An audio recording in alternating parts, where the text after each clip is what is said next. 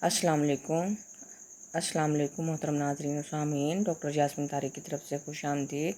آپ دیکھ رہے ہیں نالج چراغ انسائکلوپیڈیا آف قرآن پاک، چیپٹر نمبر 31، سورۃ لقمان۔ اعوذ باللہ من الشیطان الرجیم، بسم اللہ الرحمن الرحیم۔ سورۃ لقمان قرآن پاک کے 21ویں پارے اتلو ما اوحی میں ہے۔ بتائیے سورۃ لقمان کا نام لقمان کیوں رکھا گیا؟ اس سورت کے دوسرے رکوع میں وہ نصیحتیں ہیں جو حضرت لقمان نے اپنے بیٹے کو کی۔ سورۃ لقمان قرآن پاک کی 5ویں منزل میں ہے۔ اس میں حضرت لقمان کا نام کتنی مرتبہ آیا ہے؟ اس سورت میں حضرت لقمان کا نام 2 مرتبہ آیت 12 اور 13 میں آیا ہے۔ سورۃ لقمان کا دور نزول بتا دیجیے۔ یہ سورت حضور پاک صلی اللہ علیہ وسلم کی مکی زندگی کے وسطی دور میں کے بعد نازل ہوئی، جبکہ اس کی آیات 27 اور 28 مدینہ میں نازل ہوئیں۔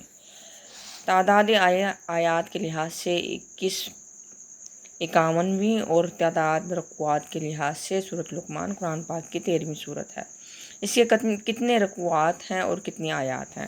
اس سورت میں 4 رکوع ہیں اور 34 آیات، جبکہ کوئی آیت سدہ نہیں ہے۔ سورۃ لقمان کل کتنے حروف اور کلمات پر مشتمل ہے؟ یہ سورت کل 2217 حروف اور 554 کلمات پر مشتمل ہے۔ قرآن پاک کی موجودہ ترتیب میں سورۃ لقمان کا 31واں نمبر ہے۔ ترتیب نزولی بتا دیجیے۔ ترتیب نزولی کے لحاظ سے سورۃ لقمان 57ویں نمبر پر ہے۔ سورۃ لقمان کی وجہ تسمیہ کیا ہے؟ لقمان ایک بزرگ حکیم ہے۔ لقمان حکیم نے اپنے بیٹے کو جو نصیحتیں کی تھیں وہ اس سورت کے دوسرے رکوع میں بیان کی گئی ہیں، اس لیے اس سورت کا نام لقمان رکھا گیا۔ سورۃ لقمان کی شان نزول بتا دیجیے۔ کفار مکہ کو شرک کی ممانعت اور توحید کو سمجھانے کے لیے لقمان حکیم کی نصیحتوں کو پیش کیا گیا۔